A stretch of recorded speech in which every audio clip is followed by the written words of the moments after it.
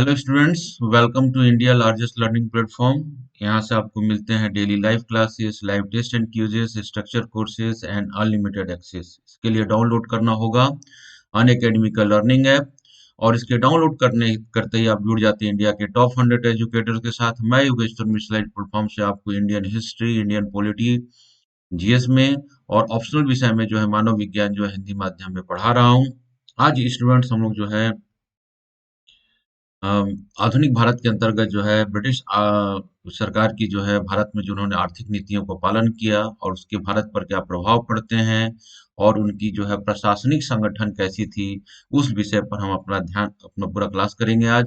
इससे related question जो है आपके एग्जाम में अक्सर आते रहते हैं, खासकर यूपीएससी प्री और मुख्य परीक्षाओं में भी इससे क्वेश्चंस आ रहे हैं। ठीक है, तो जो स्टूडेंट जो है प्री की तैयारी कर रहे हैं, यूपीएससी 2021 दे रहे हैं या 2022 देने का प्लान कर रहे हैं या स्टेट पीएससी दे रहे हैं, तो उन तो सभी के लिए जो है ये क्लास फायदेमंद है। तो आप मेरे क्लास को देखते रहिएगा।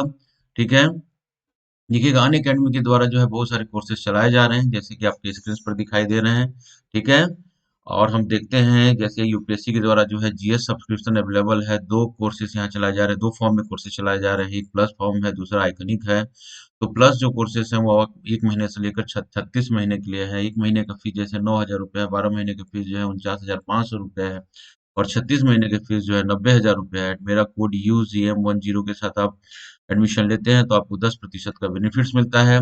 इसी प्रकार देखेंगे आइकनिक जो कोर्स है वह जो है 12 महीने, 24 महीने और 36 महीने के लिए अवेलेबल है। मेरा कोड एम है, इसके साथ करते हैं तो आपको 10% का छूट मिलता है। ठीक है, अभी स्टूडेंट्स आप लोगों को मैं ध्यान देना चाहता हूँ कि आइकनिक जो कोर्स है उसका प्राइस जो है वह हाइक हो रहा है, इसलिए जल्द से जल्द आप एडमिशन लीजिए और अपनी तैयारी को जो है अनअकैडमी के साथ, टॉप एजुकेटर के साथ जो है एक दिशा दीजिए। ठीक है, और इसके माध्यम से जो आपने टारगेट किया है 2021 और 22 के लिए, उसको पूरा कीजिए। क्लियर चीज है ये। देखिएगा इसी प्रकार देखिएगा ऑप्शनल सब्सक्रिप्शन अवेलेबल है, वो 1 महीने से लेकर यह भी 36 महीने के लिए अवेलेबल है। 1 महीने का फीस जैसे 5,000 रुपया है, 12 महीने का फीस जो है 27,500 रुपया है। ठीक है, मेरा कोड जो है UGM10 के साथ करते हैं तो आपको 10% का डिस्काउंट मिलता है। ठीक है, इस प्लेटफॉर्म से जो है मैं एंथ्रोपोलॉजी जो है वो पढ़ा रहा हूँ हिंदी माध्यम में। तो जो बच्चे जो है मानव विज्ञान लेकर तैयारी कर रहे हैं या तैयारी करना चाहते हैं तो आप मेरा लेक्चर जो है जरूर सुनिएगा, देखिएगा। ठीक है, मानव विज्ञान जो है एक अच्छा विषय है, आप उस पर तैयारी कर सकते हैं। क्लियर चीज है ये। ठीक, अब देखिएगा यूपीएससी के द्वारा अनअकैडमी के द्वारा जो है यूपीएससी स्टूडेंट्स के लिए जो है एक कॉन्टेस्ट का आयोजन किया जा रहा है फरवरी 7 को। इसके लिए जो है एनरोल प्रक्रिया प्रारंभ है, तो आप जो है एनरोल हो जाइए क्योंकि इसमें बहुत सारे अमेजिंग प्राइजेस हैं। और कॉन्टेस्ट का जो फॉर्मिंग है आपके दिख रहा है, 60 क्वेश्चन है, 60 में 13 कॉम्बैट्स है, 6 सेक्शन है, रिलेटिव स्कोरिंग और फोर्टनाइट कॉन्टेस्ट अल्टरनेटिव संडेज में यह होगा। और अमेजिंग जो प्राइजेस रखे गए हैं, रैंक 1 से लेकर 3 तक जो है वह 3 मंथ का UPSC CSC GS plus subscription होगा। और रैंक 4 से लेकर जो है 150 तक जो है वो 1000 का अमेजन वाउचर आपको मिल रहा है। ठीक है, तो जरूर इस कॉन्टेस्ट में भाग लीजिए। क्लियर चीज है ये। ठीक, आपको पहले ही बताया कि आइकनिक जो है प्राइस सब हाइक हो रहा है, तो इसमें आप एडमिशन लीजिए और अपनी सीट को जो है सुरक्षित कीजिए। और तैयारी जो है कंप्लीट तैयारी जो है टॉप एजुकेटर से कीजिए। हम लोग आपका तैयारी में हर प्रकार से यहाँ हेल्प करने के लिए तैयार हैं। आप लोगों को जो चीज़ के संदर्भ में आप लोगों को चाहिए, तो हेल्प चाहिए या क्लासेस चाहिए, तो आप बिल्कुल आप मैसेज कर सकते हैं, टेक्स्ट कर सकते हैं। ठीक है, तो बिल्कुल जो है अनअकैडमी के सारे जितने भी एजुकेटर्स हैं सब आपको तैयारी के लिए तत्पर हैं। उनके साथ अपनी तैयारी को एक नई दिशा दीजिए। ठीक है, अपनी तैयारी को कंप्लीट कीजिए। क्लियर चीजें। तो स्टूडेंट हम आ रहे हैं, आज हम जो क्लास पढ़ रहे हैं इतिहास में, तो इससे रिलेटेड क्वेश्चन जो है यूपीएससी की परीक्षाओं में जो है खासकर प्री की परीक्षाओं में, अपने मुख्य परीक्षाओं में तो डायरेक्ट क्वेश्चन आते हैं अंग्रेजों की आर्थिक नीति और उसका क्या प्रभाव पड़ा है। ठीक है, ये डायरेक्ट क्वेश्चन मुख्य परीक्षाओं में होता है और यूपीएससी में इसकी इंपॉर्टेंस बनी रहती है, चाहे वो यूपीएससी प्री हो, चाहे वह कोई भी स्टेट पीएससी का एग्जाम हो। प्री और मेंस में जो है यह बराबर इंपॉर्टेंट होता है ये टॉपिक। तो स्टूडेंट्स टॉपिक को आप देखिएगा और आप लोगों को प्री और मुख्य परीक्षा दोनों के लिए जो है आपको मुख्य परीक्षाओं के लिए कंटेंट्स मिल जा रहा है और प्री परीक्षाओं के लिए आपको क्या होगा, यहाँ से फैक्ट्स मिलेगा। ठीक है, कॉन्सेप्ट और फैक्ट के साथ जो है आज हम इसको क्लास को कंप्लीट करेंगे। क्लियर चीजें। तो जरूर ये वीडियो को लास्ट अंत तक देखिएगा। अंत में जो है आप लोगों के लिए जो है जो से रिलेटेड जो पहला क्लास था और इस क्लास के संदर्भ में जो है एमसीक्यू है, उसको भी आप जरूर देखिएगा, ठीक है। तो अंग्रेजों की आर्थिक नीतियां एवं प्रभाव और उनकी प्रशासनिक संगठन को दो टॉपिक जो है आज इसको हम लोग कंप्लीट करेंगे, ठीक है। अंग्रेजों की आर्थिक नीतियां और प्रभाव, और दूसरा जो पार्ट होगा अंग्रेजों की जो है प्रशासनिक संगठन की हम बात करेंगे, ठीक है, जिसके माध्यम से वो भारत में लंबे समय तक क्या करने लगे, शासन को किया। क्लियर चीज है ये। तो प्रशासनिक संगठन देखेंगे और अंग्रेजों की आर्थिक नीतियां। तो पहले अंग्रेजों की हम आर्थिक नीतियों की बात करते हैं, ठीक है। देखेंगे ब्रिटिश आर्थिक नीति और उसके प्रभाव हम पढ़ रहे हैं, तो देखेंगे कि वैश्विक आर्थिक जो नीतियां थी उनके जो भारत में उनकी आर्थिक नीतियां जो क्या थी, वो केवल शोषण की नीति क्या थी, आर्थिक शोषण की नीति पर आधारित क्या थी वह, उनकी जो आर्थिक नीतियां थी वह क्या थी, वह शोषण की नीतियों पर ही आधारित थी। क्या थी, शोषण की नीतियों पर आधारित थी। तो हम इसको बोल सकते हैं औपनिवेशिक शोषण के 3 चरण हम इसको डिवाइड कर सकते हैं, ठीक है। तो हम इसको कैसे कर, अंग्रेजों की जो आर्थिक नीतियां हैं उसको हम क्या बोल रहे हैं, औपनिवेशिक शोषण के 3 चरण के अंतर्गत हम इसको देख रहे हैं, ठीक है। तो 1600 से 1757 तक भारत में ईस्ट इंडिया कंपनी की भूमिका एक व्यापारिक निगम की थी, ठीक है, क्लियर है। और 1857 के पूर्व उनका मुख्य उद्देश्य जो है वो अधिकतम लाभ कमाना था, ठीक है। तो 1600 से 1600 1757, क्लियर चीज है। उनका मुख्य उद्देश्य क्या था, अधिकतम लाभ कमाना था। इसको बातों को अब अच्छे से सुनिएगा, ठीक है, लाइट मत लीजिए सब चीजों को। इस हेतु उन्होंने भारत के साथ व्यापार होने वाले व्यापार पर कब्जा करने का क्या किया, प्रयास किया, क्योंकि उनका मुख्य उद्देश्य क्या था, ज्यादा से ज्यादा व्यापार को फैलाना और अधिक से अधिक लाभ कमाना, ठीक है। 1857 के बाद भारत में जो है औपनिवेशिक शासन का आरंभ होता है और भारत में औपनिवेशिक अर्थव्यवस्था का श्रेष्ठतम सर्वांगीण विश्लेषण जो है वह आर पी दत्त ने अपनी पुस्तक इंडिया टुडे में किया है। तो याद रखेंगे किसकी पुस्तक है ये, आर पी दत्त की। अब उनकी एक लेख है जिनका नाम क्या है, इंडिया टुडे में किया है।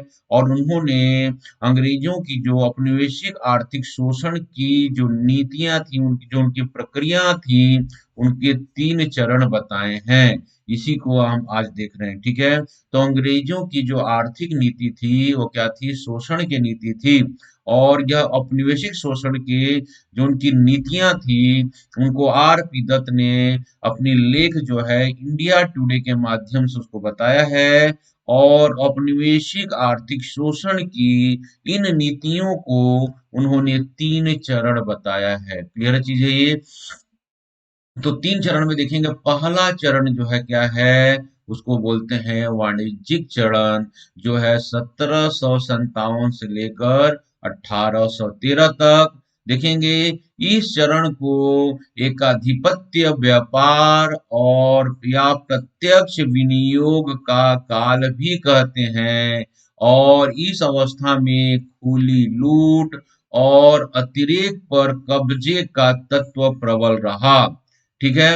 मतलब इन कहते हैं कि आप खुली, मतलब भारत की अर्थव्यवस्था में जो भी रिसोर्सेस है उनका क्या करो, खुली तरह से क्या करो, उसका दोहन करो और उस पर कब्जा करो, ठीक है। इस चरण में कंपनी के मुख्य लक्ष्य क्या थे, तो देखते हैं। पहला प्रमुख लक्ष्य था भारतीय व्यापार पर एकाधिकार स्थापित करना। तो क्या था, पहला लक्ष्य था भारतीय व्यापार पर एकाधिकार स्थापित करना।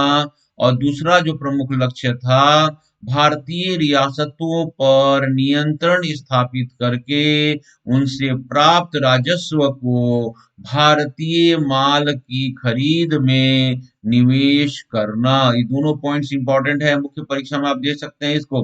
तो भारतीय रियासतों पर नियंत्रण स्थापित करके उनसे प्राप्त राजस्व को भारतीय माल की खरीद में निवेश करना, ठीक है। और इस अवस्था में भारतीय वस्त्रों इत्यादि का निर्यात बढ़ा, किंतु अंग्रेजों द्वारा शासन की शक्ति के दुरुपयोग एवं एकाधिकार के कारण, देखेंगे यहाँ पर, भारतीय बुनकर, कारीगर और व्यापारियों को कोई लाभ नहीं हो रहा है, वरन उनकी स्थिति जो है दयनीय होती जा रही है। ठीक है।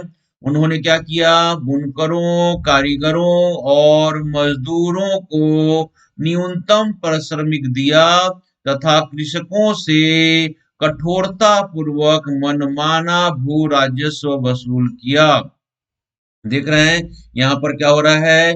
निर्यात तो भारतीय वस्त्रों का बढ़ रहा है, लेकिन क्या किया उन्होंने? उन्होंने अंग्रेजों ने अपनी शक्ति का दुरुपयोग किया और व्यापारिक एकाधिकार के कारण भारतीय बुनकर, कारीगर और व्यापारी जो है इनको कोई लाभ नहीं मिल रहा है। भारतीय व्यापारियों को उनकी स्थिति दयनीय हो रही है और बुनकर, कारीगर और मजदूरों को जो है वह न्यूनतम पारिश्रमिक दिया जाता था और कृषकों पर जो है कठोर पूर्वक जो है मनमाना भू राजस्व वसूल किया जाता था।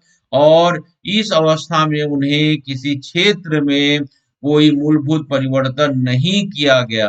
ठीक है। जिसको हम क्या बोलते हैं? वाणिज्यिक चरण कहते हैं। क्लियर चीजें। तो भारतीय बुनकर, कारीगर क्या हो रहे हैं? अब अंग्रेजों के लिए ही काम कर रहे हैं, अंग्रेजों द्वारा तय किए गए रेट पर ही अपना सामान उनको देना होता था। क्लियर चीजें। और उनसे क्या कर रहे हैं? वो मुनाफा कमा रहे हैं, लेकिन इनकी स्थिति क्या हो रही है? दिन प्रतिदिन जो भारतीय बुनकर है, कारीगर है, व्यापारी है, इनकी स्थिति दिन प्रतिदिन क्या हो रहा है? दयनीय होते जा रहा है। क्लियर है। मतलब भारतीय अर्थव्यवस्था को या भारत के जो व्यापार था, भारतीय जो जो व्यापारियों का भारतीय व्यापारियों का नियंत्रण था, अब क्या हो रहा है? धीरे धीरे सब चीज समाप्त होता जा रहा है। क्लियर चीजें। तो इसको जो है कहा है आरपी दत्त ने क्या कहा है इसे? आरपी दत्त ने इस अवस्था को कहा है जो 1757 से 1813 के बीच रहा, इसको वाणिज्यिक चरण अवस्था कहा है। ठीक है। दूसरा जो चरण है देखिएगा, वह है मुक्त व्यापार का काल। इंपॉर्टेंट पॉइंट्स है देखिएगा, 1813 से लेकर 1860 तक। तो भारत में 1813 में मुक्त व्यापार की नीति की घोषणा की गई, जबकि ब्रिटिश उद्योगों की रक्षा के लिए इंग्लैंड में भारतीय वस्त्रों पर भारी शुल्क लगाया गया और इस अवस्था में भारत में औद्योगिकरण कर इंग्लैंड के नव विकसित उद्योगों के उत्पादित माल के बाजार के रूप में बदल दिया गया। यहाँ आप समझिएगा कि मुक्त व्यापार की नीति की घोषणा की गई, जबकि ब्रिटिश उद्योगों की रक्षा के लिए इंग्लैंड में भारतीय वस्त्रों पर भारी शुल्क, यहाँ से जो वस्त्र बनकर इंग्लैंड में जा रहे थे, ठीक है, उस पर भारी शुल्क लगा दिया गया ताकि वह महंगे हो गए। और भारत में क्या हो रहा है? इससे अब डी इंडस्ट्रियलाइजेशन को प्रेरित हो रहा है। भारत में किसी प्रकार के उद्योग का विकास नहीं हो रहा है। अब उद्योग जो है कहाँ हो रहे हैं? न इंग्लैंड में ही बन रहे हैं। ठीक है। मतलब यहाँ से कच्चा माल इंग्लैंड जाएगा और वहां से जो बनकर जो है भारत या अन्य देशों में क्या होगा? उनके जो माल है वो सप्लाई होंगे। ठीक है। तो इस प्रकार देखेंगे इंग्लैंड के जो उद्योगों से उत्पादित माल के बाजार के रूप में अब भारत को देखा जाने लगा।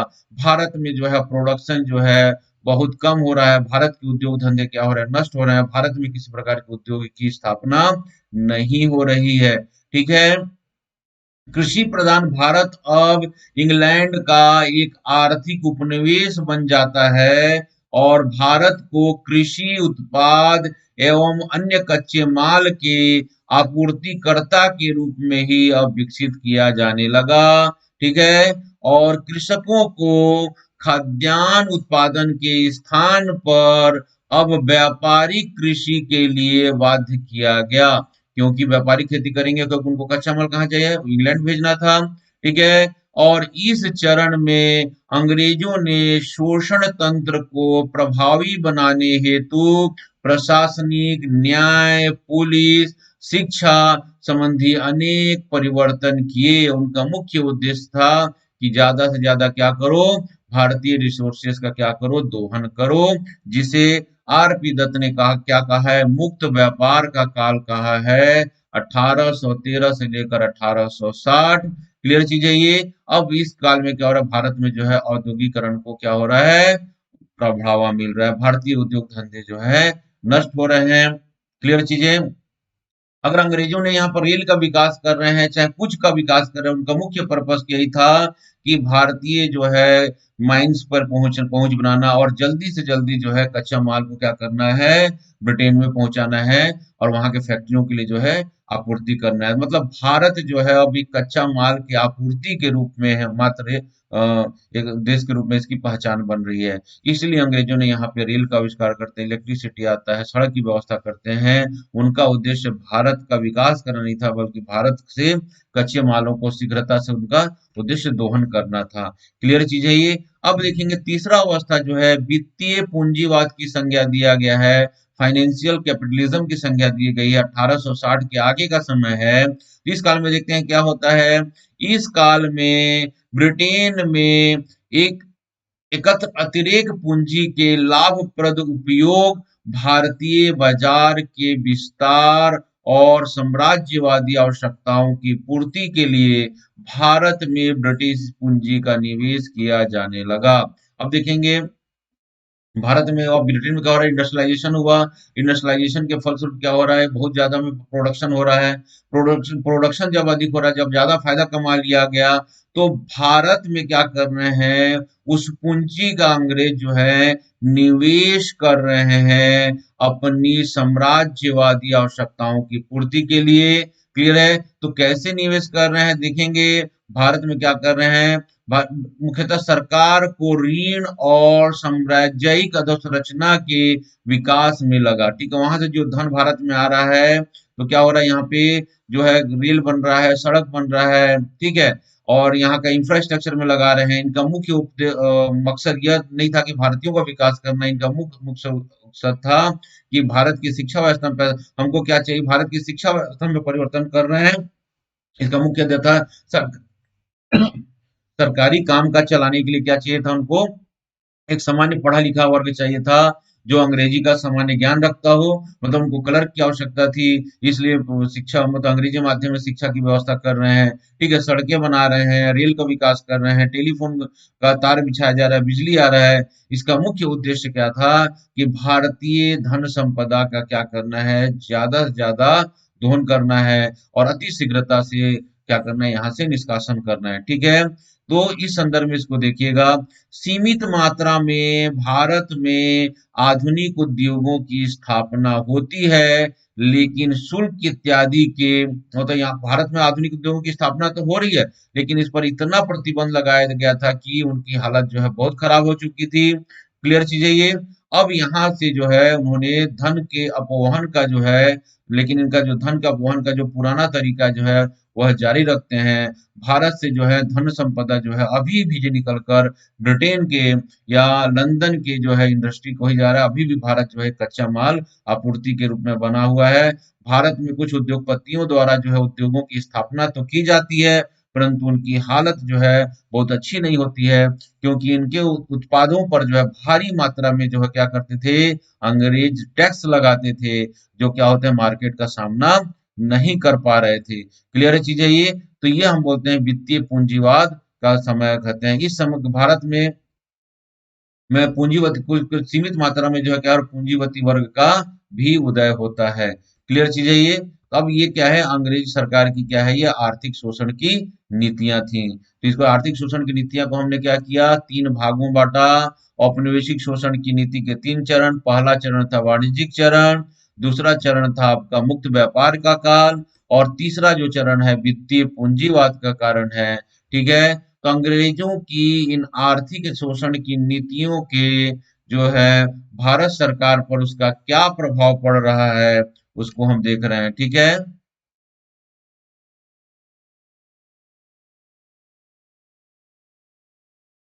ठीक है, तो ये जो आर्थिक नीतियों की जो शोषण के जो तीन तरीके थे, उनको हम क्या बोले हैं, मुक्त व्यापार की नीति कहे हैं। ठीक है, तो उनके क्या क्या तरीके अपनाए उसको हम देखते हैं। तो देखिएगा इसमें, तो 1750 के आसपास ब्रिटेन में औद्योगिक क्रांति प्रारंभ हुई। ठीक है, और सर्वप्रथम वस्त्र उद्योग में इस क्रांति का प्रभाव पड़ा और वस्त्र उत्पादन कई सौ गुना बढ़ गया। ठीक है, मशीनों द्वारा निर्मित वस्त्र जो है अत्यंत सस्ता और पड़ता था, और ब्रिटिश आयातित वस्त्रों को साम्राज्यिक वरीयता प्राप्त थी। ठीक है, जिसको चीजों को हम देख रहे हैं, क्लियर चीजों इन चीजों को आप देखिएगा।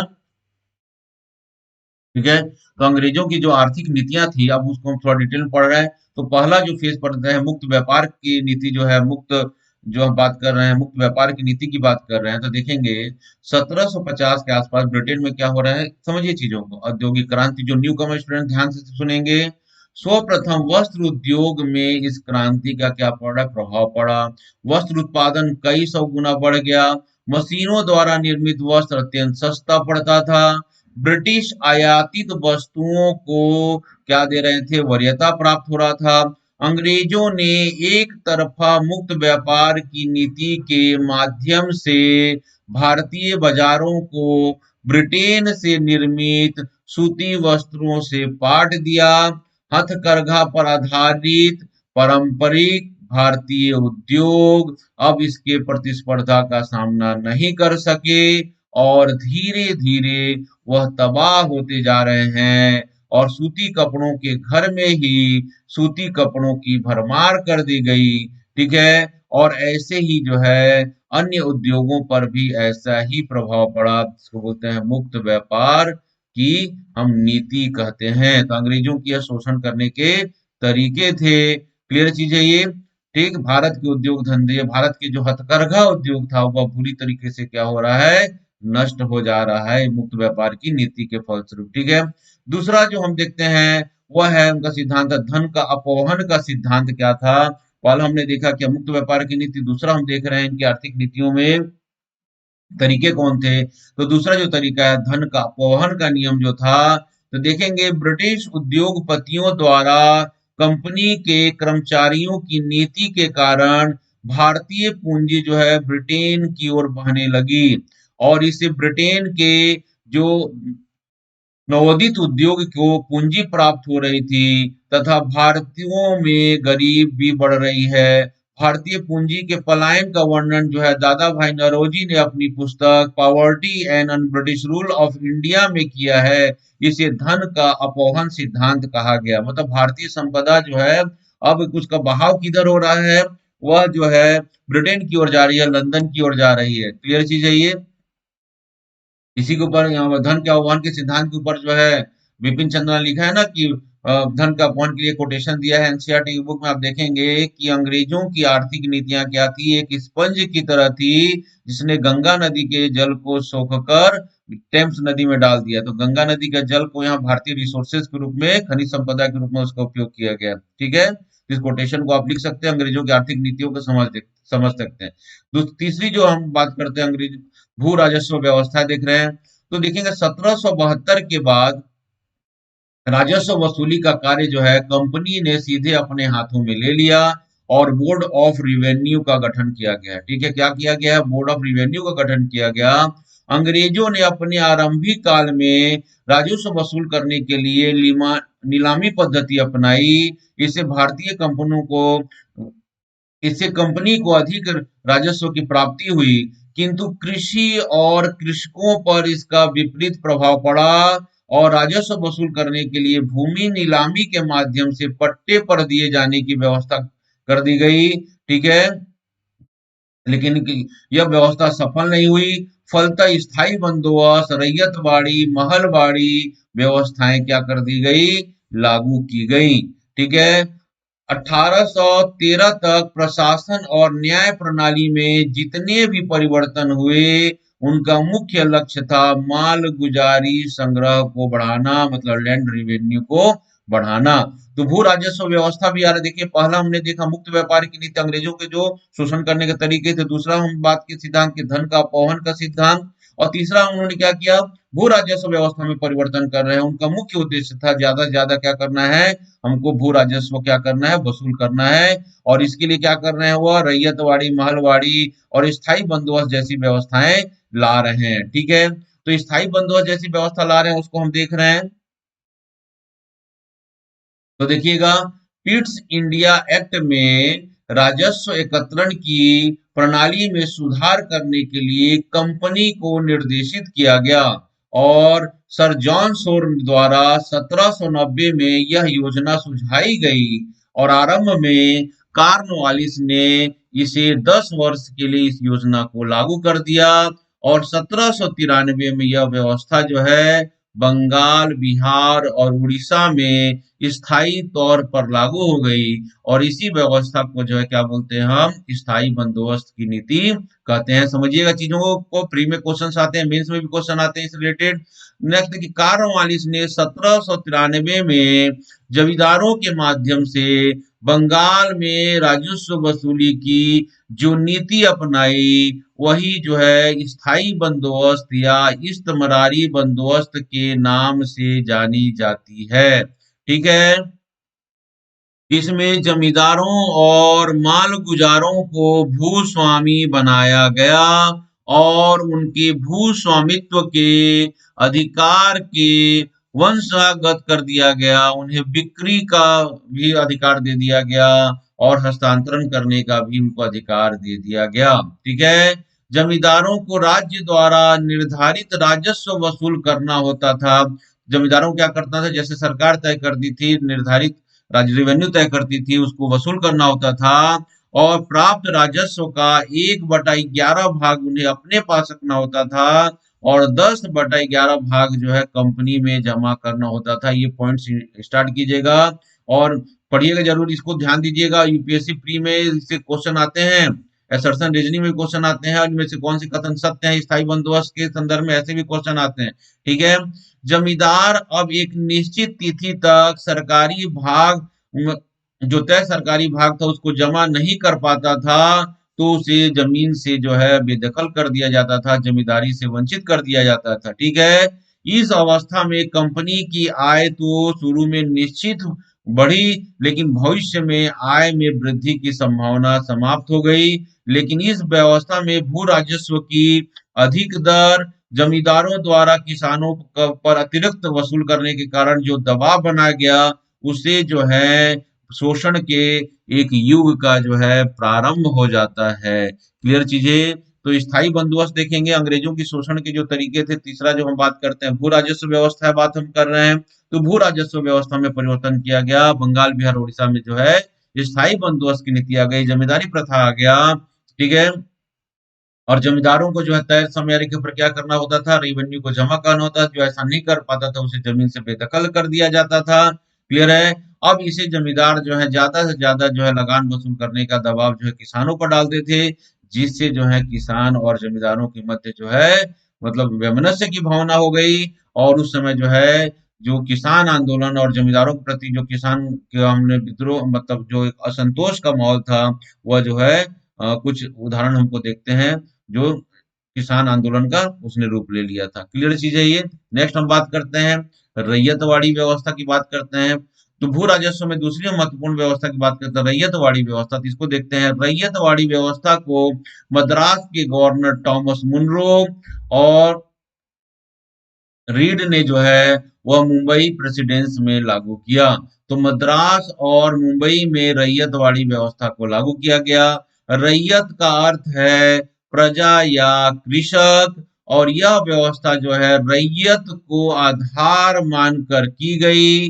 सरकार और कृषकों के मध्य सीधे संबंध स्थापित करने के लिए इस व्यवस्था में राजस्व वसूल करने की प्रक्रिया से मध्यस्थों को हटा दिया गया। पॉइंट भी नोटेड, यहाँ पर जो है मध्यस्थ नहीं है, सीधे कर्मचारी जो है वह के माध्यम से जो है सरकार क्या कर रही है, राजस्व वसूल कर रही है। ठीक है। इसमें किसानों का भूमि पर स्वामित्व स्वीकार किया गया, लेकिन इसने कृषक स्वामित्व की प्रथा को जन्म नहीं दिया। राजस्व न देने पाने की स्थिति में किसानों को भूमि उनकी जब्त कर ली जाती थी। ठीक है। तो किसानों को भूमि का तो मालिक मतलब लगभग बना दिया गया था, परंतु अगर किसान लगान पटाने में सफल नहीं होता था तो उसकी भूमि भी जब्त कर ली जाती। ठीक है। इस व्यवस्था में भी कर की दर बहुत ज्यादा थी और राजस्व की कठोरता पूर्वक जो है नगदी वसूली के कारण किसान जो है वह महाजनों के चंगुल में फंसने लगे। मतलब उस साल मान लीजिए फसल नहीं हो रही है तो अपनी जमीन बचाने के लिए क्या करते थे, किसान महाजनों से पैसा उधार ले लेते थे, क्योंकि लगान जो है वह फसल के रूप में या नगद के रूप में देने की बात हुई थी। तो नगद रूप में देते थे, तो महाजनों के चंगुल में वो फंसते चले गए और उनको जो है क्या हो गया, महाजनी शोषण का उनको शिकार होना पड़ा। और महाजनों और उनके बीच में जो है एक वैमनस्य की भावना बढ़ने लगी। इसका उदाहरण जो हम देखते हैं कि दक्कन में जो है विशेष रूप से महाजनों के विरोध में अनेक दंगे होते हैं। सरकार को 1879 में दक्कन कृषि राहत अधिनियम लागू करना पड़ा इस विद्रोह के कारण। ठीक है, तो ये हम रैयतवाड़ी व्यवस्था करते हैं। अंग्रेजों की जो भू राजस्व व्यवस्था है क्या है कि ज्यादा से ज्यादा अधिक मात्रा में कृषि मतलब लैंड रिवेन्यू को जब प्राप्त करने के लिए उन्होंने स्थायी बंदोबस्त और रैयतवाड़ी व्यवस्था को स्थापित किया। तीसरी जो इनकी व्यवस्था थी उसको भू राजस्व के संदर्भ में, तो वह थी आपकी महलवाड़ी व्यवस्था। तो ये महलवाड़ी व्यवस्था जो है इसे मार्टिन बर्ड ने तैयार किया था। और महलवाड़ी व्यवस्था जो है यह पंजाब, उत्तर प्रदेश और उत्तर पश्चिम सीमांत प्रांत में लागू किया गया था। ठीक है, महल का अर्थ होता है ग्राम, और इस व्यवस्था के अंतर्गत ग्राम को एक इकाई मानकर जो है भू राजस्व संबंधी समझौता जो पूरे गांव के साथ किया जाता था। और इस व्यवस्था में लगान की अदायगी के लिए सारा गांव ही जिम्मेदार होता था। तो पॉइंट बी नोटेड। ठीक है, सरकार को दे संपूर्ण लगान के लिए गांव की ओर से गांव का एक व्यक्ति नियुक्त होता था जिसे नंबरदार कहा जाता था। और नंबरदार ही गांव की ओर से क्या करता था, इस एग्रीमेंट पर हस्ताक्षर करता था। पर नंबरदार पर अपने अधिकारों का दुरुपयोग भी करने लगे, मतलब नंबरदार ही क्या हो रहे हैं, भ्रष्टाचार हो रहे हैं। और अंग्रेजों के साथ मिलकर क्या कर रहे हैं, वह गांव वालों के साथ जो है क्या कर रहे हैं, वह मतलब शोषण कर रहे हैं। तो नंबरदार क्या हो रहा है, यहाँ पर भ्रष्ट हो रहा है, तो यह व्यवस्था भी क्या हो रहा है, यह भ्रष्टाचार के भेंट पर चढ़ जाता है। क्लियर चीजें, जिसको हम बोलते हैं महलवाड़ी व्यवस्था। और यह व्यवस्था कहाँ थी, यह जो है उत्तर प्रदेश, पश्चिमी उत्तर प्रदेश खासकर, और उत्तर पश्चिम सीमांत प्रांत और पंजाब महलवाड़ी व्यवस्था स्थापित थी। क्लियर चीज है ये। तो इस सब चीजों को हम देखेंगे। तो अंग्रेजों ने जो ये सब आर्थिक नीतियां अपनाया, मुक्त व्यापार की नीति अपनाया, धन के अवमोहन का सिद्धांत आया, उन्होंने भू राजस्व व्यवस्थाएं बनाई, स्थायी बंदोबस्त की बात कर रहे हैं हम, रैयतवाड़ी की बात कर रहे हैं, महलवाड़ी की हमने बात किया। इन सभी आर्थिक नीतियों का परिणाम क्या हो रहा है, तो हम देख रहे हैं अंग्रेजों ने ये सब आर्थिक शोषण की जो नीतियां अपनाई उसका परिणाम हो रहा है भारत में जो है एक नए वर्ग का उदय होता है जिसे हम क्या कहते हैं, जमींदार वर्ग कहा। ठीक है, दूसरा, भूमि पर निजी स्वामित्व, स्थायी बंदोबस्त तथा रैयतवाड़ी दोनों ही अवस्थाओं में परंपरागत भू राजस्व प्रणाली से भिन्न थी। अब भूमि को निजी संपत्ति बना दिया गया और भूमि विक्रय योग्य और गिरवी रखी जा सकने वाली और हस्तांतरित की जाने वाली वस्तु अब बन गई है। किसानों की दुर्दशा कैसे हो रही है देखेंगे, कर की अत्यधिक थी और सरकार एवं न्याय प्रणाली से किसानों को कोई राहत नहीं मिली। इन सब का दुष्परिणाम यह हुआ कि कृषकों को ही भुगतना पड़ रहा है और निर्धारित दर से अधिक राजस्व वसूली और अन्य वसूलियों से ये महाजनों, साहूकारों, जमींदारों के ऋण जाल में उलझते चले गए और भूमि भी उनके हाथ से निकलती चली गई। अंततः किसानों की हालत जो है वह बद से बदतर होती चली गई। ठीक है, अगला महत्वपूर्ण है कि यहाँ तक जो हमारा गांव जो है स्वावलंबी था, हमारा स्वावलंबी जो ग्रामीण अर्थव्यवस्था है अंग्रेजों ने क्या कर दिया, उसको तोड़ दिया, उसको नष्ट कर दिया। अब जो है कारीगर भी जो है अंग्रेजों की यह मुक्त व्यापार की नीति के कारण क्या हो रहे हैं, औद्योगिकरण कारीगर भी क्या हो रहे हैं, वह जो है वह बेरोजगार हो जा रहे हैं, उनके पास काम नहीं रह गया और धीरे धीरे जो भारत जो है वह गरीबी की चपेट में आने लगा। ठीक है, नेक्स्ट जो परिणाम थे, औद्योगिकरण था, डी इंडस्ट्रियलाइजेशन था। तो भारत अंग्रेजों की आर्थिक नीतियों के कारण भारत के जो पारंपरिक उद्योग थे उनका विनाश हो गया, जिससे दस्तकार शिल्पकार जो है बर्बाद हो गए। रजवाड़े तो हस्तशिल्प के पोषक थे, अब वह ध्वस्त हो चुके थे, जिसमें कृषि पर लोगों की निर्भरता, इसलिए कृषि पर लोगों की ज्यादा निर्भरता पड़ रही है। और उद्योग धंधे और हस्तशिल्प जो है वो भारत से क्या हो रहे हैं, समाप्त हो रहे हैं। भारत से जो है डी इंडस्ट्रियलाइजेशन हो रहा है, भारत के जो उद्योग हैं वह जो परंपरागत उद्योग थे वो धीरे धीरे नष्ट हो रहे हैं, क्योंकि उन पर भारी मात्रा में उनके प्रोडक्ट पर क्या लगाया गया, टैक्स लगा गया, और जो बाजार के नियमों का सामना नहीं कर पाए और वो जो है वह धीरे धीरे समाप्त होने लगे। क्लियर है चीजें। तीसरा इसका परिणाम क्या है? कृषि में व्यावसायीकरण को प्रोत्साहन मिला। नेक्स्ट क्या है? कृषि का व्यावसायीकरण। तो ब्रिटेन ने अपने नवोदित उद्योगों की आवश्यकताओं को भारतीय कृषि का व्यावसायीकरण किया और कृषि उत्पादनों का निर्यात बढ़ाया। उनमें नील, रेशम, अफीम इत्यादि पर ध्यान केंद्रित किया। अंग्रेजों ने जबरदस्ती फसल उपजाने के लिए किसानों पर दबाव डाला और इसी का परिणाम हुआ कि बंगाल में नील की खेती और शोषण के विरुद्ध जो है लगभग 1759-60 के मध्य जो है वहां पर क्या होता है? इंडिगो रिवॉल्यूशन होता है, नील विद्रोह होता है, जिसका वर्णन दीनबंधु मित्रा ने अपने नील दर्पण नामक साहित्य में किया है। कृषि के व्यवसायीकरण से मंदी का दुष्प्रभाव भी कृषकों पर पड़ा। अब कृषकों पर ज्यादा दबाव क्या था कि व्यापारिक फसलों को करना है, तो भारत में जो है भूखमरी की समस्या भी अब व्याप्त होने लगी है। क्लियर चीज है ये। भारत में जो है सर्वत्र जो है दरिद्रता का प्रचार प्रसार हो रहा है, गरीबी बढ़ रही है, बेरोजगारी बढ़ रही है, लोगों की स्थिति जो है बद से बदतर होती जा रही है। ठीक है।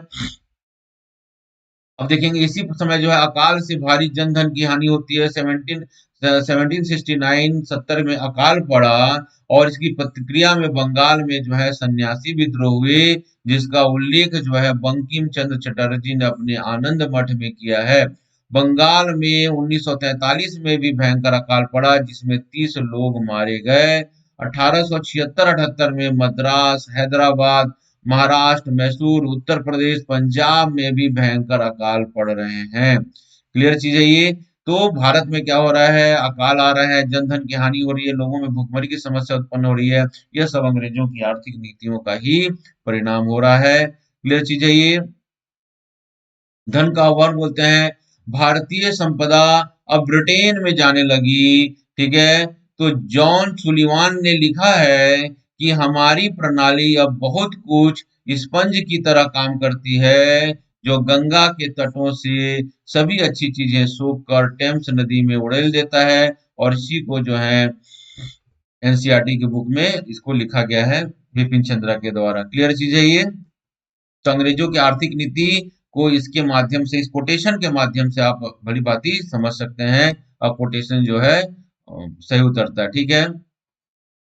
अब बात करते हैं इस समय जो है भारत में देखेंगे कुछ उद्योगों की स्थापना होती है, तो उसमें कुछ समय प्रीलिम पॉइंट ऑफ इंपॉर्टेंस है, तो इसको पढ़िएगा। साम्राज्यवादी आवश्यकताओं से अंग्रेजों ने यहाँ सड़क, रेलवे, डाक तार, बंदरगाह, बैंक, बीमा और परिवहन कंपनियां बनाई। यह भारत में औद्योगिकरण का साधन बनी। और और साधन किसका बनी? भारत से धन संपदा के शीघ्रता से निष्कासन का भी यह साधन बनी। ठीक है।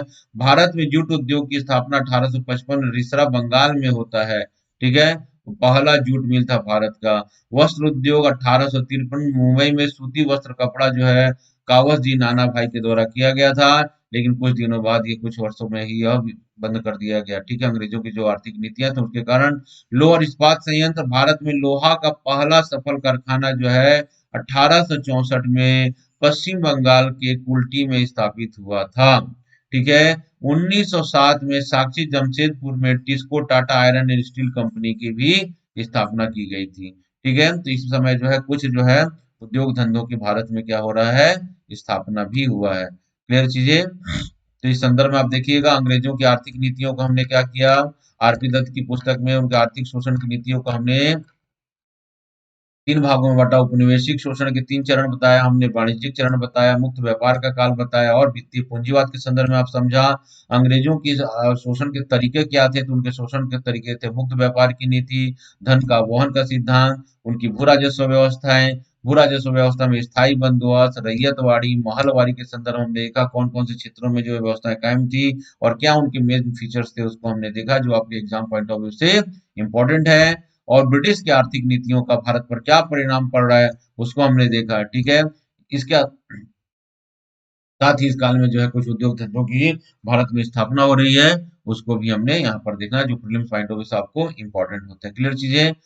तो ये भारत अंग्रेजों की क्या होगी, भारत में जो उन्होंने आर्थिक नीतियां अपनाई और उसका भारतीय उद्योग धंधों पर, भारतीयों पर उसका क्या प्रभाव पड़ा, उसका हमने पढ़ा। दूसरा जो पार्ट है यहाँ पर अंग्रेजों का जो है प्रशासनिक संगठन है, उस संदर्भ में हम पढ़ रहे हैं। तो अंग्रेजों की जो है प्रशासनिक संगठन को हम कर रहे हैं, ठीक है। तो देखेंगे ईस्ट इंडिया कंपनी एक व्यापारिक कंपनी थी और जिसका उद्देश्य ज्यादा से ज्यादा लाभ कमाना था। बाद में कंपनी जब भारत में राजनीतिक शक्ति एक शक्ति बन जाती है, तब कंपनी के अधिकार को ब्रिटेन के लिए लाभप्रद बनाने और अपने पकड़ को दृढ़ बनाने के लिए साम्राज्यवादी उद्देश्यों की पूर्ति हेतु अंग्रेजों ने प्रशासन में नए परिवर्तन करते हैं। तो देखिएगा, क्या बात है, ईस्ट इंडिया कंपनी एक शुरू में व्यापारी करी थी जिसका उद्देश्य क्या था, ज्यादा से ज्यादा लाभ कमाना था। बाद में कंपनी जो है भारत में जो है एक राजनीतिक शक्ति के रूप में उभर आती है। तो भारत पर कंपनी के अधिकार को ब्रिटेन के लिए लाभप्रद बनाने और अपनी पकड़ को दृढ़ करने के लिए ब्रिटिश ने क्या किया, प्रशासन में अनेक परिवर्तन किए। तो पहला क्या दिखेगा, उसमें एक वारेन हेस्टिंग्स थे गवर्नर जनरल, उनके क्या प्रयास किए देखिएगा, मुगल सम्राट से बंगाल, बिहार और उड़ीसा की दीवानी प्राप्त करने के बाद क्लाइव ने द्वैध शासन प्रणाली द्वारा भारत का भार भारतीयों के हाथों में ही रखा। ठीक समझिएगा चीजों को, ठीक है। वारेन हेस्टिंग्स ने बंगाल के प्रशासन में परिवर्तन करते हुए अंग्रेजी ढांचे पर नई व्यवस्था की नींव रखी। उसने 1972 में जो है द्वैध शासन को समाप्त कर दिया तथा प्रशासन का सीधा अपने हाथों में ले लिया और राजस्व वसूल करने के सुपरिवेक्षण के लिए कलेक्टर पद का सृजन किया और बोर्ड ऑफ रिवेन्यू का गठन किया। इस युग में राजस्व के प्रधान तीन स्रोत थे, भू राजस्व, नमक और अफीम पर व्यापार, और सैर जिसमें आयात कर, महसूल, अबकारी इत्यादि शामिल थे। वारेन हेस्टिंग्स ने नवीन न्याय प्रणाली की भी शुरुआत की।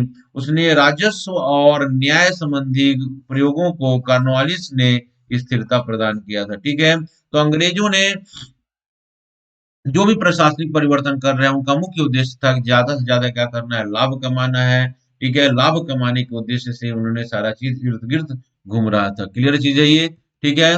तो ब्रिटिश शासन के प्रशासन के आधार क्या थे जिसके बल पर उन्होंने क्या किया, ज्यादा से ज्यादा धन संपदा का शोषण किया, ठीक है। तो अंग्रेजों ने यह मानते थे कि भारत की संपूर्ण सत्ता की नींव एवं उपकरण तलवार है। ब्रिटिश सरकार को स्थायी बनाने के लिए अंग्रेजों ने कानून एवं व्यवस्था बनाए रखने के लिए पर विशेष जोर दिया और ब्रिटिश प्रशासन के तीन खंभों पर यह टिका हुआ था। ब्रिटिश प्रशासन के जो आधार हैं वो तीन खंभों पर टिका था, नागरिक सेवा, सेना और पुलिस। क्या था, ICS Indian civil services, army और ब्रिटिश आर्मी और पुलिस, इस पर आधार उनका क्या था, पूरा ब्रिटिश प्रशासन जो है टिका हुआ था, ठीक है। तो नागरिक सेवा के संदर्भ में हम बात करते हैं, सिविल सर्विसेज की हम बात करते हैं, ठीक है। तो यद्यपि लॉर्ड क्लाइव के समय से प्रसंविदाबद्ध सिविल सेवा का प्रारंभ हो चुका था, लॉर्ड क्लाइव के समय से ही प्रसंविदाबद्ध जो है वह सिविल सेवा का प्रारंभ हो चुका था, किंतु नागरिक सेवा का वास्तविक जन्मदाता जो है कार्नवालिस को माना जाता है। किसको माना जाता है, कार्नवालिस को माना जाता है। कंपनी अधिकारियों और कर्मचारियों के भ्रष्टाचार को दूर करने हेतु उसने कंपनी की सिविल सेवा के वेतन एवं कमीशन में वृद्धि कर दी और जिससे वह संसार की सबसे अधिक भुगतान पाने वाली सेवा बन गई। नागरिक सेवा में पदोन्नति का आधार वरिष्ठता का क्रम था, ठीक है। 1801 में वेलेजली के समय सिविल सेवा में नवयुक्त युवाओं को भारतीय भाषा, समाज, परंपरा, संस्कृति आदि के परीक्षण हेतु फोर्ट विलियम कॉलेज स्थापना किया गया और 1806 में इसकी जगह इंग्लैंड के ईस्ट इंडीज इंडियन कॉलेज हेल्वेरी में प्रशिक्षण दिया जाने लगा, ठीक है। तो भारत में युवाओं को जो आईसीएस अधिकारी थे उसको प्रशिक्षण देने के शुरुआती तौर पर फोर्ट विलियम कॉलेज की स्थापना की, बाद में इंग्लैंड के हेल्वरी में दिया जाने वाले लगा ईस्ट इंडियन कॉलेज कहा जाता था उसको, ठीक है। हर जिले में राजस्व वसूल करने के लिए कलेक्टर और कानून व्यवस्था बनाए रखने के लिए एक मजिस्ट्रेट और न्याय व्यवस्था के लिए एक जज होगा, ऐसी बात की गई। सामान्यतः कलेक्टर जिले का मुख्य होगा और इन सब पदों पर सिविल सेवा के सदस्य ही नियुक्त होंगे। ठीक है। 1853 में तक नागरिक सेवा में सारी नियुक्तियां जो है वह ईस्ट इंडिया कंपनी के डायरेक्टर्स करते थे। 1853 के चार्टर एक्ट से सिविल सेवाओं में खुली प्रतियोगी परीक्षाओं के माध्यम से नियुक्ति होने का प्रावधान किया गया था। के माध्यम से जो है प्रतियोगी परीक्षाओं के माध्यम से जो है वह भर्ती लेने का प्रावधान किया गया। ठीक है। यह परीक्षा जो है कहाँ आयोजित हो रही है? यह परीक्षा जो है उस समय लंदन में आयोजित होती थी। भारत में पहली बार इस परीक्षा का आयोजन मांटफोर्ड के सिफारिश के आधार पर 1922 में इलाहाबाद में हुआ था। क्लियर चीज है ये। और सिविल सेवा के अधिकारियों को सेवा में शामिल होने से पूर्व एक संविदा करना पड़ता था कि इन सेवाओं को प्रसंविदाबद्ध सेवाएं कन्वेनेटेड सर्विसेज भी कहा जाता था। इसके बाद उसे इंपेरियल सिविल सेवा कहा जाता था तथा सिविल सर्विसेज ऑफ इंडिया भी इसे कहा गया। और इसमें प्रदेश प्रवेश की अधिकतम आयु अलग अलग समय में 19 से 23 वर्ष के बीच निर्धारित की गई थी। ठीक है, इसको समझिएगा। 1861 में सिविल सर्विसेज एक्ट पारित हुआ। भारतीय सिविल सेवा के सदस्यों ने कार्य में स्वतंत्रता, निष्ठा, कठिन परिश्रम की परंपराएं विकसित की, लेकिन उनके प्रयास ब्रिटिश शासन के शोषण के लिए ही थी, उनके पोषण के लिए ही थी। अंग्रेजी राज कायम रखने में महत्वपूर्ण भूमिका के लिए ब्रिटिश शासन का इस्पाती चौखट जो है वह भारतीय प्रशासनिक सेवा या भारतीय सिविल सेवा बन जाता है। 1870 में उच्चतर पदों पर कुलीन भारतीयों को भी नियुक्त करने के लिए जो है सांविधिक सिविल सेवा या स्टैट्यूटरी सिविल सर्विसेज के गठन का प्रावधान किया गया, जिसमें नियुक्ति गवर्नर जनरल इन काउंसिल्स की स्वीकृति से होती थी। किसे हो रही थी? गवर्नर जनरल की काउंसिल से होती थी। ठीक है। 1886 में डफरिन के समय गठित लोक सेवा संबंधी आयोग ने संवैधानिक सिविल सेवा के स्थान पर प्रोविंशियल सिविल सेवा के गठन का सुझाव दिया, जो अलग अलग प्रांतों के नाम पर था। ये सेवाएं जो है अनकन्वेनेटेड सर्विसेज होती थी, प्रसंविदा मुक्त सेवाएं होती थी। प्रोविंशियल सिविल सेवा के नीचे एक सब ऑर्डिनेट सिविल सेवा होती थी। ठीक है। 1926 में नियमित लोक सेवा आयोग सर रोस वारकर की अध्यक्षता में गठित हुई और 1935 के अधिनियम द्वारा संघीय लोक सेवा आयोग का गठन किया गया, जिसको हम क्या बोलते हैं? यूपीएससी या फेडरल पब्लिक सर्विस कमीशन हम कह रहे हैं। ठीक है। संघीय लोक सेवा आयोग का गठन किया जाता है। तो ये नागरिक सेवा के संदर्भ का इतिहास है। ठीक है।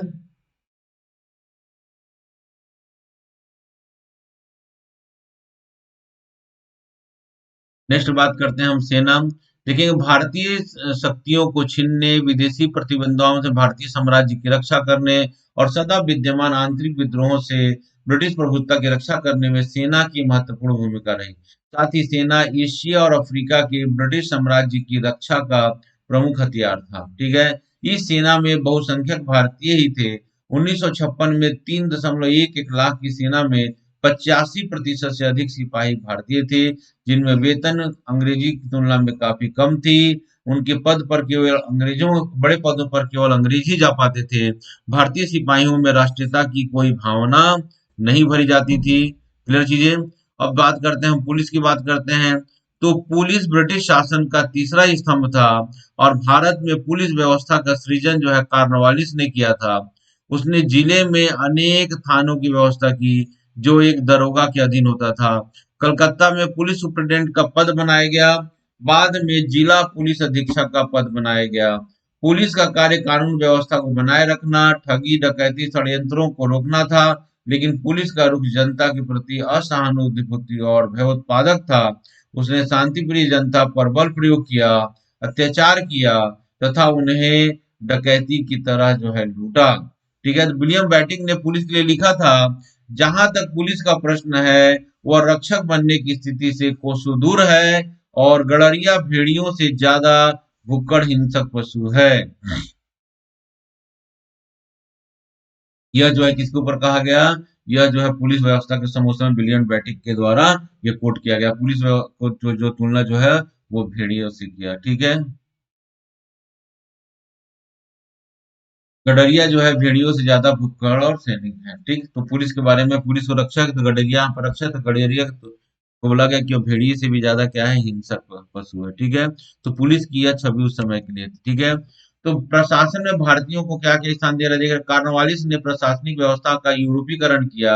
उसका मानना था कि हिंदुस्तान का हर निवासी भ्रष्ट है, और 1793 में अधिकृत तौर पर यह व्यवस्था की गई कि 500 पाउंड सालाना से अधिक वेतन वाले पदों पर सिर्फ अंग्रेजों को नियुक्त किया जाएगा। ठीक है। तो सेना में 1856 तक उच्च पदों पर केवल भारतीय सेना में 1856 तक सबसे ऊंचे पद पर अगर कोई पहुंचा था, वह था सूबेदार का पद। सूबेदार से पद जिस पर ऊंचे पहुंच पद पर नहीं पहुंच पाता था। ठीक है।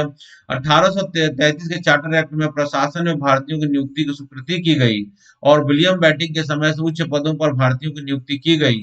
उसने भारतीयों को डिप्टी कलेक्टर, डिप्टी मजिस्ट्रेट या सबऑर्डिनेट जज इत्यादि पदों पर नियुक्ति दिया गया। इससे ऊपर वो पद पर नियुक्त नहीं हो सकते थे। 1864 में भारतीय सिविल सेवा में चुने जाने वाले पहले भारतीय बने सत्येंद्र नाथ टैगोर, जो गुरुदेव रविंद्र टैगोर के क्या थे, बड़े भाई थे। ठीक है। सत्येंद्र नाथ टैगोर जो हैं वो आईसीएस के लिए चुने गए थे 1864 में। ठीक है। तो हम बात करें प्रशासन में जो है, पुलिस मतलब सूबेदार पद था। ठीक है। सेना में जा सकता था, और प्रशासन में जो है वह डिप्टी कलेक्टर का पद या सब मजिस्ट्रेट का पद तक भारतीयों के जा सकते थे। पहला जो आईसीएस ऑफिसर बना कौन था? सत्येंद्र नाथ टैगोर थे। ठीक है। अब बात करते हैं हम न्यायिक संगठन की, हम बात कर रहे हैं। तो देखेंगे दीवानी और फौजदारी न्यायालयों के श्रेणीबद्ध संगठन के जरिए न्याय प्रदान करने की एक नई व्यवस्था की नींव वारेन हेस्टिंग्स ने रखी, और प्रत्येक जिले में अदालतें स्थापित की गई। ठीक है। दीवानी मामलों में न्याय का कार्य जो है कलेक्टर तथा फौजदारी मामलों में न्याय का कार्य जो है न्यायाधीशों के हाथों में दिया गया। उनके ऊपर सदर दीवानी और सदर निजामत अदालतें भी होती थीं। सदर नियाम दीवानी और सदर निजामत। 1773 के रेगुलेटिंग एक्ट के प्रावधान के अनुसार 1774 में कलकत्ता में ब्रिटिश के लिए सुप्रीम कोर्ट स्थापना की गई, जिसके प्रधान न्यायाधीश इम्पे थे। कर्नवालिस ने न्याय प्रणाली की को स्थिरता प्रदान किया, और 1793 में कर्नवालिस कोड द्वारा, जो शक्ति के पृथकीकरण सिद्धांत पर आधारित था, कलेक्टर से न्यायिक एवं फौजदारी शक्तियां लेकर जिला जज को सौंप दिया गया। यह नई संरचना व्यवस्था थी। ठीक है। तो कलेक्टर से न्यायिक और फौजदारी मामला किसको दे दिया? जिला जज को दे दिया गया। ठीक है। दीवानी जो अदालतें थी, मुंसिफ का अदालत, रजिस्ट्रार का अदालत, जिला अदालत और 4 प्रांतीय अदालत। फौजदारी अधीनस्थ अदालत, 4 क्षेत्रीय अदालत और सदर निजामत अदालत। ठीक है। वैटिक ने प्रांतीय अदालत और कोर्ट ऑफ सर्किट को समाप्त कर दिया, और उसने न्यायिक सेवा सहित अनेक उच्च पदों पर डिप्टी कलेक्टर, डिप्टी मजिस्ट्रेट, सब ऑर्डिनेट जज इत्यादि पर भारतीयों को भी नियुक्त किया। ठीक है। तो ये पॉइंट्स आप देखिएगा। पहले दीवानी मामलों में पारंपरिक कानूनों को तथा फौजदारी मामलों में मुस्लिम कानूनों को कम सख्त से लागू किया गया था, जिसकी विसंगतियों को दूर करने एवं पूरे भारत के समकक्ष कानून बनाने के लिए 1833 के चार्टर एक्ट में प्रावधान किया गया। ठीक है। याद रखेंगे।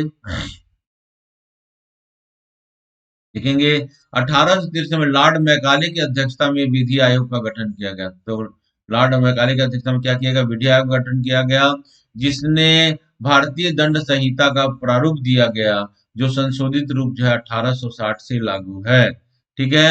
1853 के चार्टर एक्ट से एक नया विधि आयोग बना, जिसकी सिफारिश पर 1861 में भारतीय उच्च न्यायालय अधिनियम पारित हुआ। ठीक है। जिसके द्वारा सुप्रीम कोर्ट और सदर दीवानी अदालत के स्थान पर 1865 में कलकत्ता, मद्रास और मुंबई में हाई कोर्ट स्थापित किए गए। ठीक है।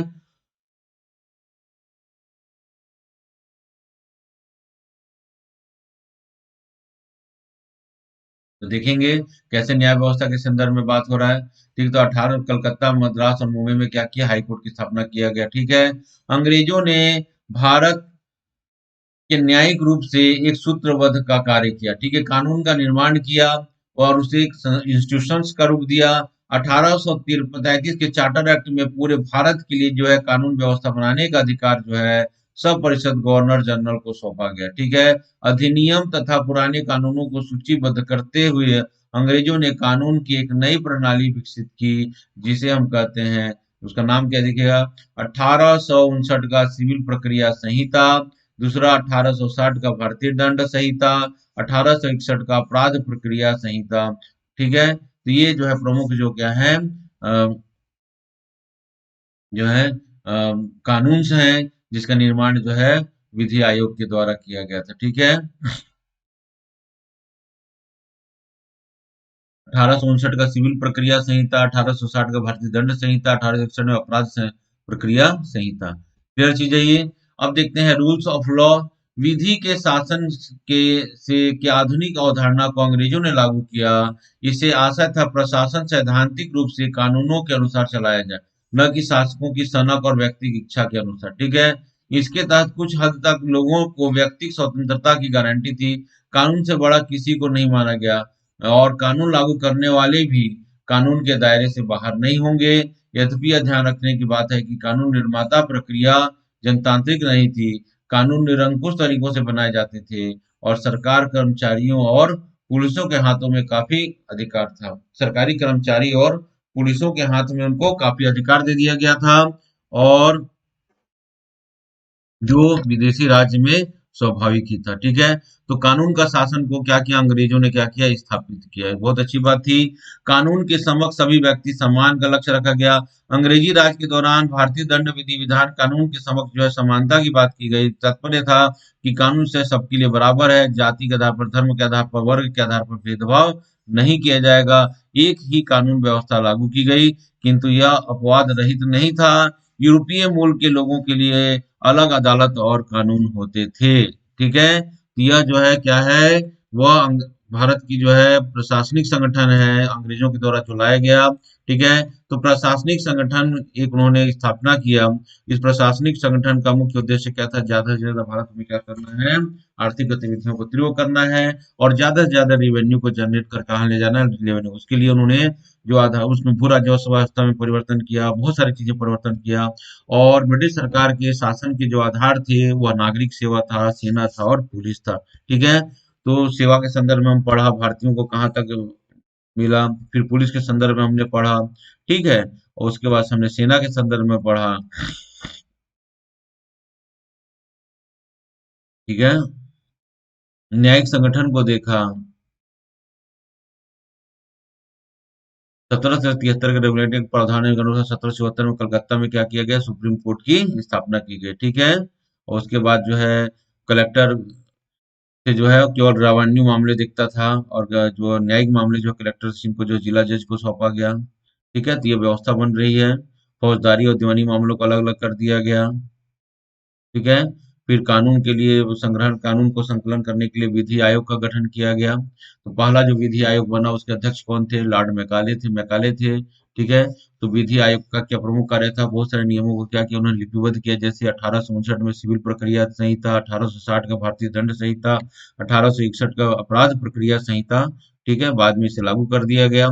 ठीक है, भारत में क्या क्या अंग्रेज, मतलब भारत में अंग्रेजों की क्या देन हो गई, उन्होंने क्या किया, कानून का शासन को पहली बार लागू किया।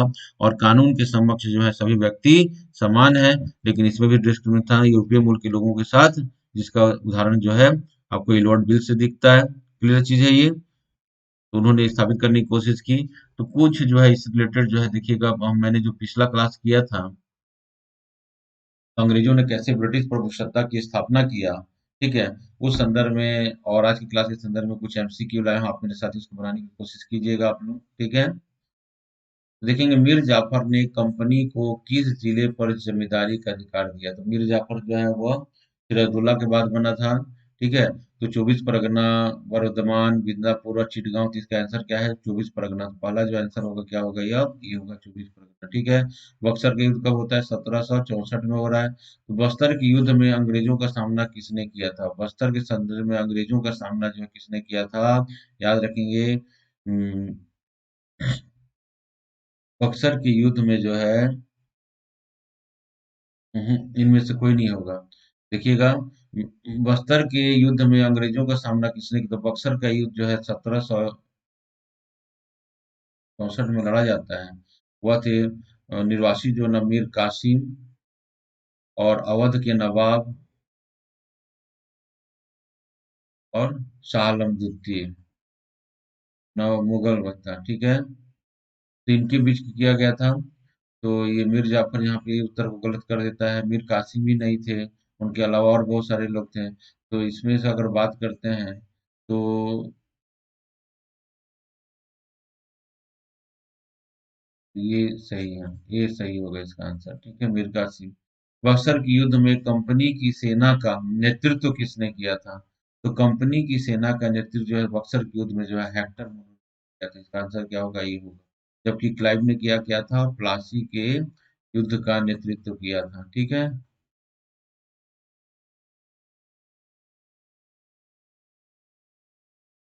नेक्स्ट क्वेश्चन देखते हैं। सहायक संधि स्वीकार करने वाला प्रथम राज्य कौन था? तो सहायक संधि को स्वीकार करने वाला प्रथम जो राज्य था वह क्या था? निजाम। इसका आंसर हो क्या होगा? निजाम इसका आंसर होगा। 1798 में यह सहायक संधि स्वीकार करने वाला पहला राज्य था। ठीक है। सहायक संधि प्रणाली किसने प्रारंभ की? तो यह लॉर्ड वेलेजली की सहायक संधि थी। ब्रिटेन की महारानी को भारत का सामग्री कब माना गया? यह 1858 के एक्ट से। ये होगा आंसर इसका। अब देखेंगे, इलाहाबाद की संधि किससे होकर मत होता है? इलाहाबाद की संधि जो है बक्सर के युद्ध के बाद होता है, और बक्सर के युद्ध के बाद जो है इलाहाबाद की संधि हो रहा है। तो इसका आंसर क्या होगा? ये होगा। ठीक है। भारत में अंग्रेजों का सर्वाधिक कड़ा प्रतिरोध निम्नलिखित में से किसने किया? अंग्रेजों का देखिए इस ऑप्शन में सबसे ज्यादा कड़ा प्रतिरोध जो हो रहा है वह इनमें से किसी के साथ नहीं हो रहा है। अगर बात करेंगे तो अंग्रेज जब आ रहे हैं उनके कड़ा प्रतिरोध का सामना जो किया है, हम्म, अगर इन तीनों में बात करेंगे तो हम मराठा की बात करें। ठीक है, इसका आंसर क्या होगा? ए होगा। मराठी थे, मैसूर राज्य था। ठीक है। और मुगलों से उनको कड़ा प्रतिरोध नहीं करना पड़ा इनको ज्यादा। 1803 में तो उन्होंने दिल्ली छीन लिया मुगलों से।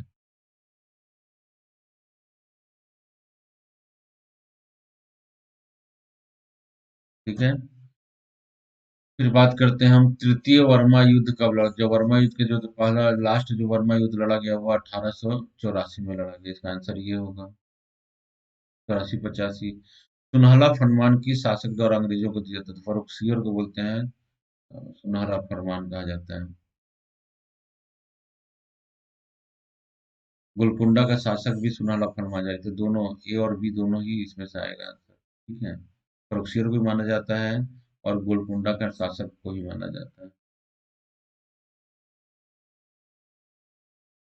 फिर क्वेश्चन देखते हैं। निम्न कथनों पर विचार कीजिए।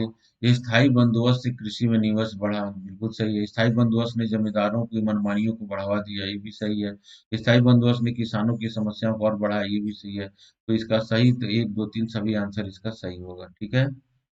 इस प्रकार जो है आपने आज जो है अंग्रेजों की आर्थिक नीतियां और उसके भारत पर क्या प्रभाव पड़ रहे हैं, मतलब आर्थिक शोषण के लिए तो उसका भारत पर और अंग्रेजों का जो है जो प्रशासनिक या प्रशासन का क्या संगठन था, उस संदर्भ में आपने क्या किया? आज क्लास किया। ठीक है।